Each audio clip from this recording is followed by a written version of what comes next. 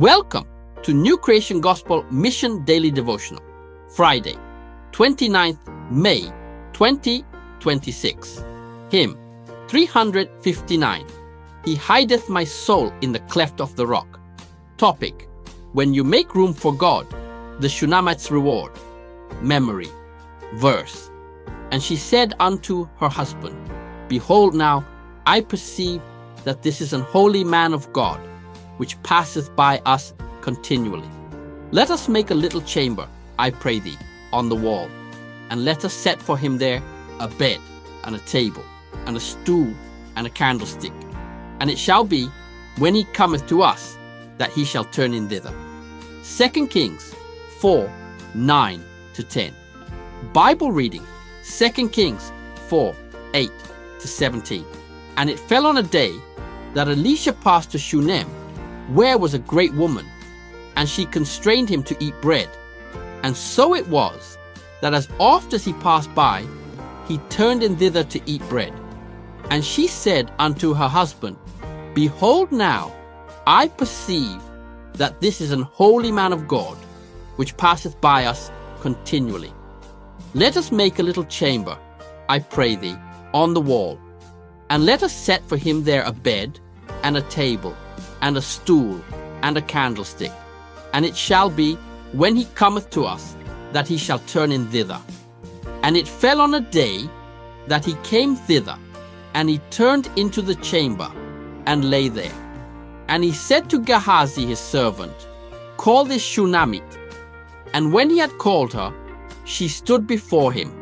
And he said unto him, Say now unto her, Behold, thou hast been careful for us with all this care. What is to be done for thee? Wouldest thou be spoken for to the king, or to the captain of the host? And she answered, I dwell among mine own people. And he said, What then is to be done for her? And Gehazi answered, Verily she hath no child, and her husband is old. And he said, Call her.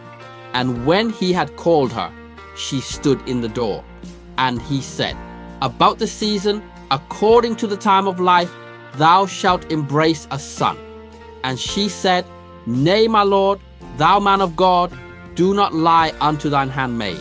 And the woman conceived, and bare a son at that season that Elisha had said unto her, according to the time of life. Message. In 2 Kings 4:8-17, the Shunammite woman stands out, not because of anything dramatic, but because she paid attention. She saw something set apart in Elisha and responded with quiet generosity. She and her husband didn't build the little room because they hoped for a blessing in return. They built it because they valued the presence of God's work and wanted to support it. A bed, a table, a stool, a lamp, simple things, offered without fuss or publicity. Kindness can be ordinary and still deeply spiritual. What makes her story striking is that she never once asked for a reward. When Elisha tried to identify a need he could meet, she told him she was content among her people. Yet the servant of God could see the longing she had silenced. He spoke a promise that felt almost too painful for her to hear. A son, the very thing she had learned to live without hoping for. Her instinctive response, Do not lie to thine handmaid, shows how deeply deferred hope can wound. But God had already decided to change her story. Her hospitality didn't earn the miracle, but it revealed a heart God could trust. By making room for a servant of God, she had unknowingly made room for God's intervention. A year later, the promise took shape in her arms.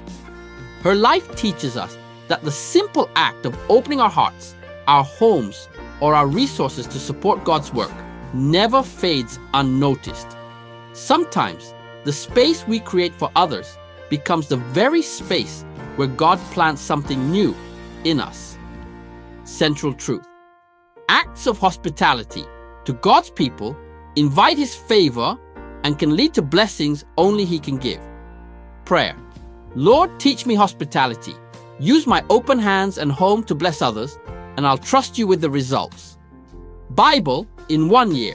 1 Kings chapters 1 to 2 and Psalms 37, 71, 94.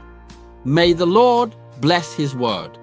Until tomorrow again, stay blessed and rapturable.